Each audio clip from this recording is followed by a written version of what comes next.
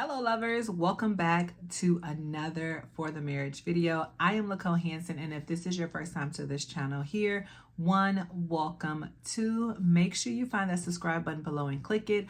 Our mission over here at For the Marriage is to provide positive content, services, and products that help marriages reconnect, thrive, and build fulfilling marriages worth having. So if you are looking for a positive community like that, please do not hesitate to hit that subscribe button below. Three, thank you so much for joining me in this video. For my old lovers, you know it's always a pleasure to have you come back. So I have a good topic for us today. Let's go ahead and get into it.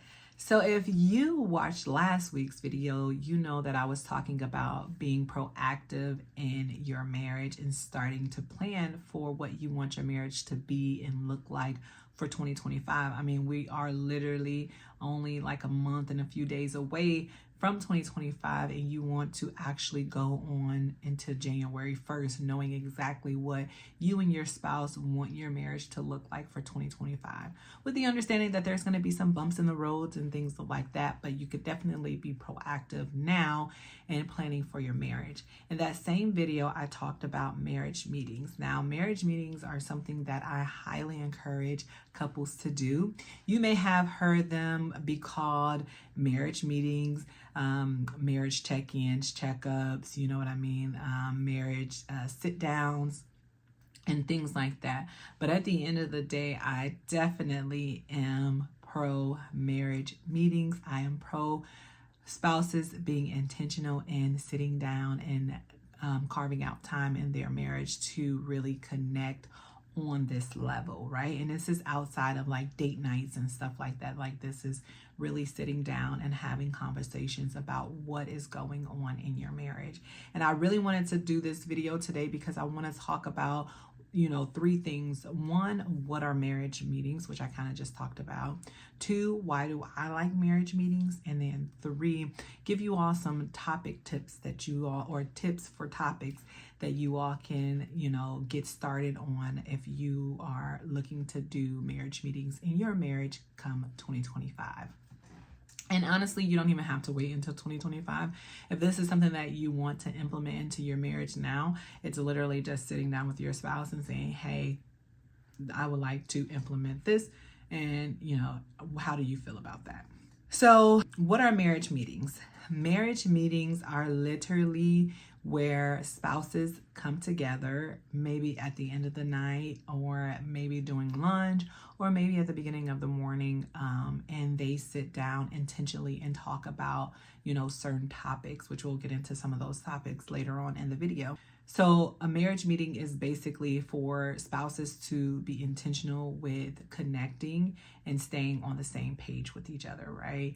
I think it's very important for us to be intentional in these aspects because it's just literally you and your spouse.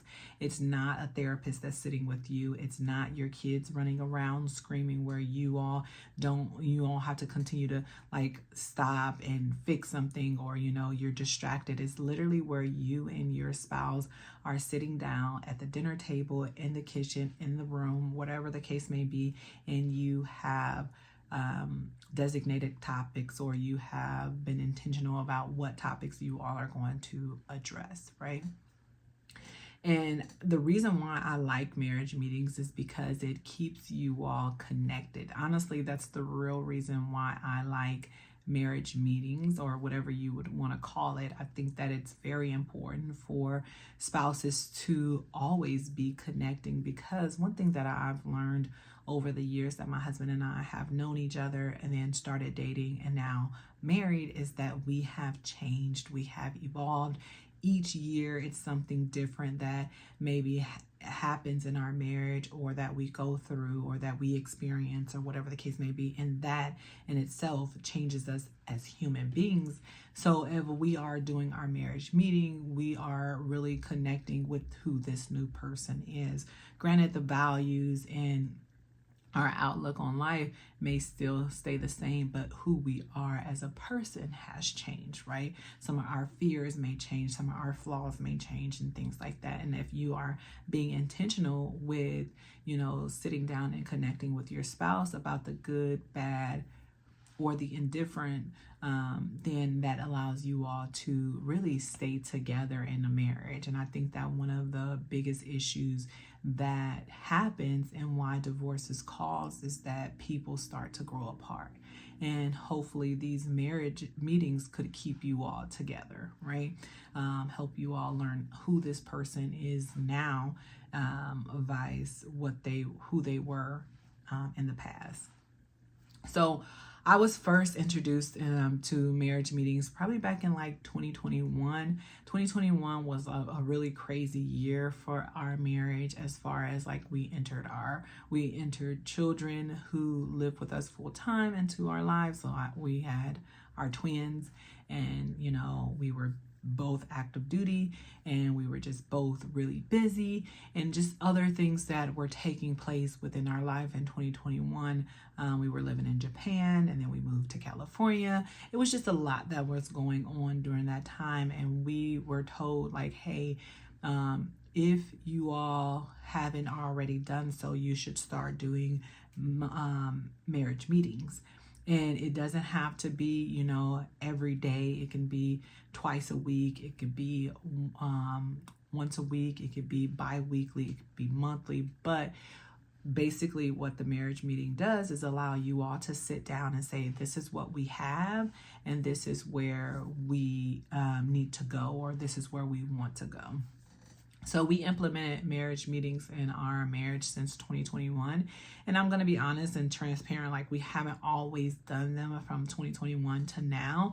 But what we have done is like when we recognize like, hey, things are getting busy and we're not really touching bases with each other like we're supposed to, then we definitely bring marriage meetings back with the quickness, because one of the things that we want is to continue to grow together, especially through the changes and the challenges and the goods in marriage, right? Especially with marriage that we know ebbs and flows. So you just want to make sure that when your spouse is at the low, you know that, and you're recognizing those. And when your spouse is at the high, the same, right? You're recognizing it and you understand it.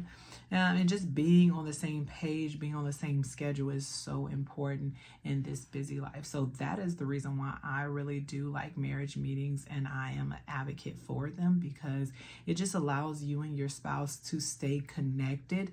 We do them twice a week. Our days are going to be Sundays and also Thursdays.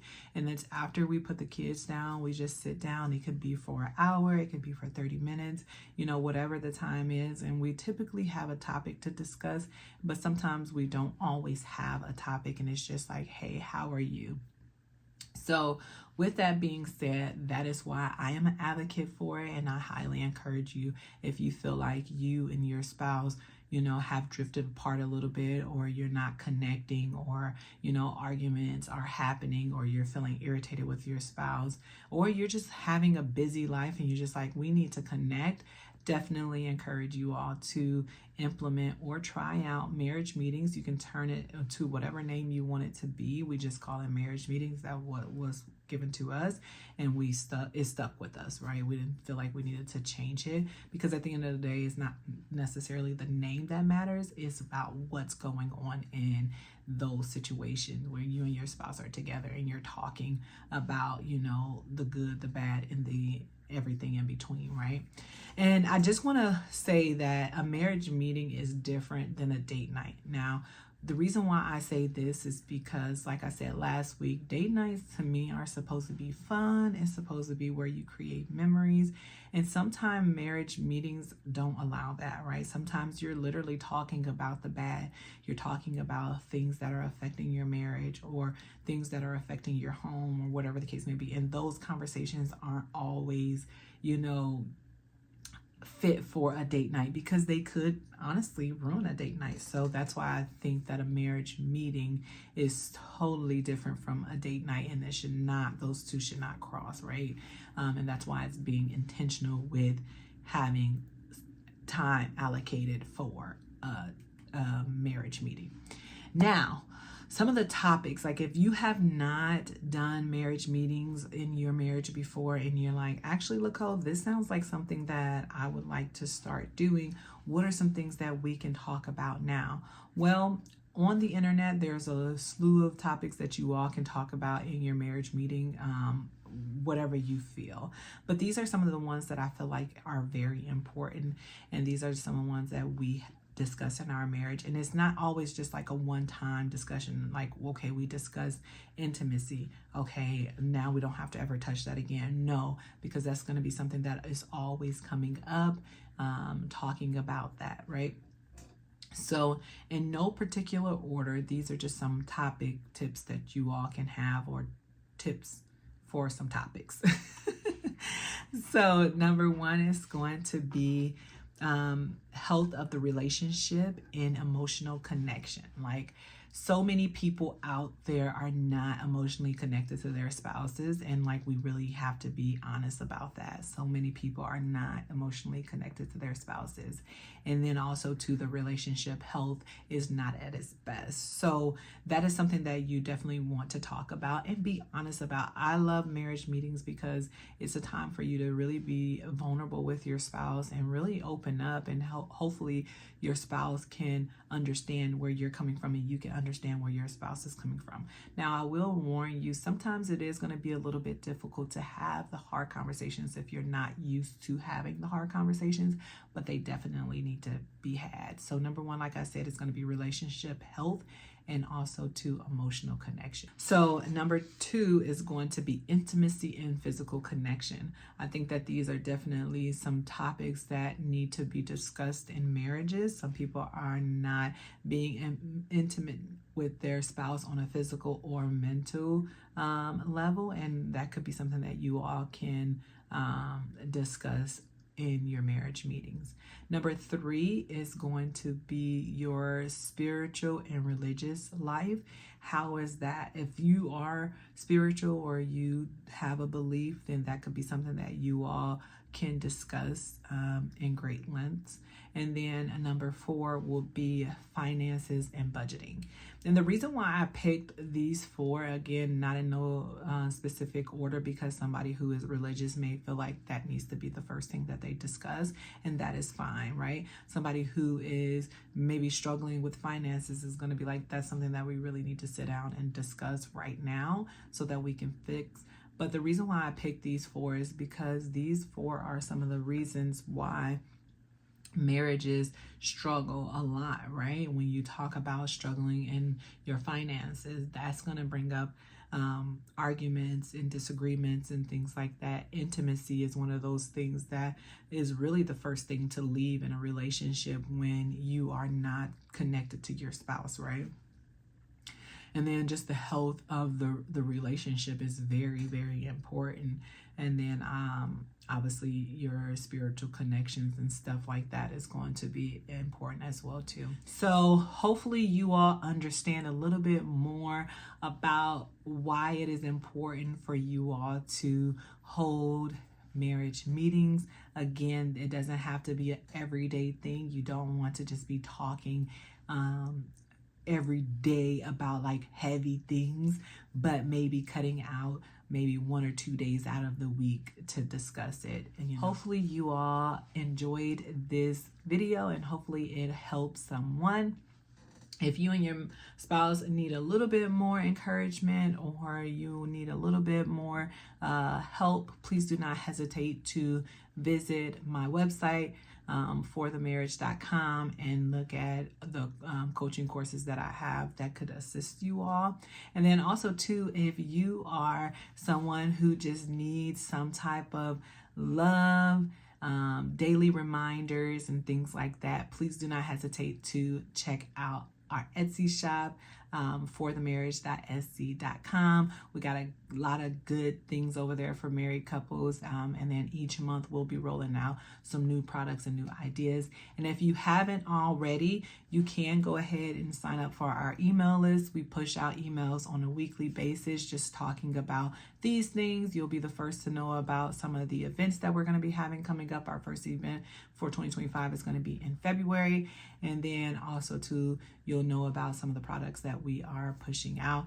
If you don't have already your date for December, go ahead and head over to our Etsy shop or our email, or sorry, go ahead and head over to our Etsy shop or our website and pick up December's mystery love bag, because that is available for pre-order now. Again, we are just here to provide positive content, services, and products that help marriages reconnect, thrive, and build fulfilling marriages worth having. So again, everything that we do is for that. Make sure you are checking out our Thursdays videos as well too, behind the scenes of the growth for the marriage. Until next time, you all, let's do marriage right, and I'll see you next time. Bye-bye.